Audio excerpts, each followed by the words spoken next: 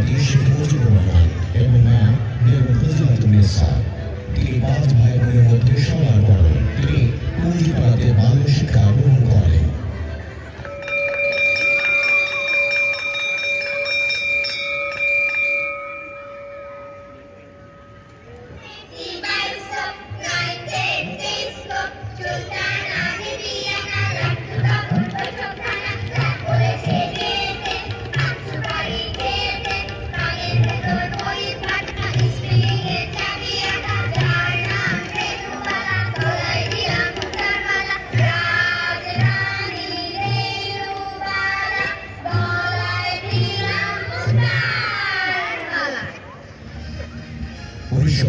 সালে তিনি আজমপুর বালিকা উচ্চ বিদ্যালয় থেকে ম্যাট্রিক পাস করেন।